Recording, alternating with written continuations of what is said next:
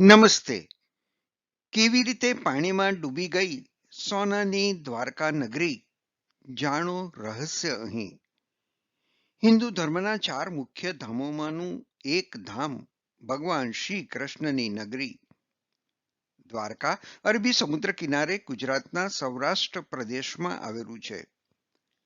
જરાસંઘ સાથેના વારંવાર યુદ્ધથી કંટાળીને મથુરાના લોકોએ ભગવાન શ્રી કૃષ્ણને મથુરા છોડી જવાની વિનંતી કરી. ભગવાન શ્રી કૃષ્ણએ મથુરા છોડ્યું અને સોનાની દ્વારકા વસાવી. લોકકથા અનુસાર ભગવાન શ્રી કૃષ્ણે દ્વારકા નગરીની સ્થાપના કરવા માટે સમુદ્રદેવ પાસે એક સ્થળ માંગ્યું હતું. ભગવાનની આ વિનંતી સમુદ્રદેવ અવગણી ન શક્યા અને તેમની ઈચ્છા અનુસાર એક સ્થળ સોંપી દીધું. આ પછી ભગવાન શ્રી કૃષ્ણએ સમુદ્રમાંથી નીકળેલા સ્થાન પર દ્વારકા શહેરનું નિર્માણ કર્યું.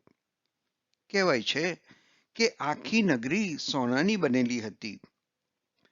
દ્વારકા ડૂબી જવાના 2 કારણો, 2 શ્રાપ પ્રચલિત છે. એક છે ગાંધારીનો શ્રાપ.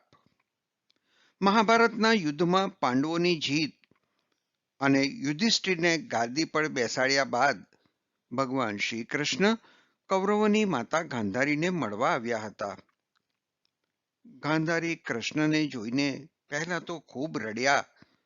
પછી તેમણે ભગવાનને યુદ્ધ માટે જવાબદાર ગણાવ્યા અને કૃષ્ણને શ્રાપ આપ્યો કે મેં જો સાચા મનથી મારા પતિની ખૂબ સેવા કરી હોય તો જે રીતે મારા કુટુંબનો નાશ થયો છે એ જ રીતે તમારી નજર સમક્ષ તમારું કુળ પણ નાશ પામશે. કહેવાય છે કે આ શ્રાપને કારણે યદુ વંશનો નાશ થયો અને દ્વારકા શહેર પાણીમાં ડૂબી ગયું. બીજો શ્રાપ ઋષિઓ દ્વારા શ્રી કૃષ્ણના પુત્ર સાંબને આપવામાં આવ્યો હતો. મહર્ષિ વિશ્વામિત્ર, કણ્વ, દેવર્ષિ નારદ વગેરે દ્વારકા આવ્યા હતા. અહીં યાદવ કુળના કેટલાક યુવાનોએ ઋષિઓ સાથે મજાક કરી. તેઓ શ્રી કૃષ્ણના પુત્ર સાંબને સ્ત્રીના રૂપમાં લઈને ઋષિઓ પાસે ગયા અને કહ્યું કે આ સ્ત્રી ગર્ભવતી છે, તેના ગર્ભમાંથી શું જન્મશે?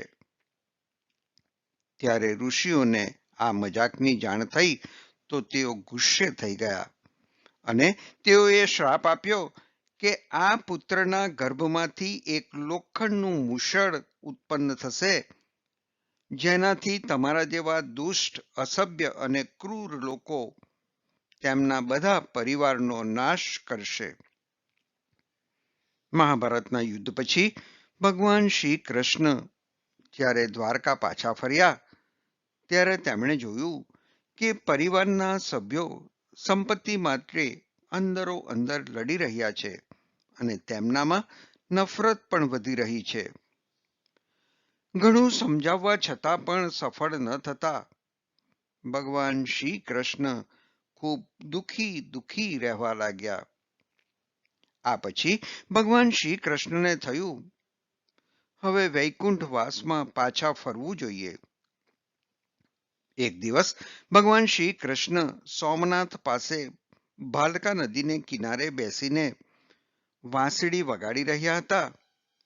ત્યારે એક પારધીએ હરણ સમજીને તેમને તીર માર્યું હતું, જે તેમના પગની પાનીએ વાગ્યું હતું. પોતાનો અંત નજીક જાણીને ભગવાને સમુદ્રદેવને તેમની જગ્યા પરત લેવા વિનંતી કરી. ભગવાનનું અવસાન થયું.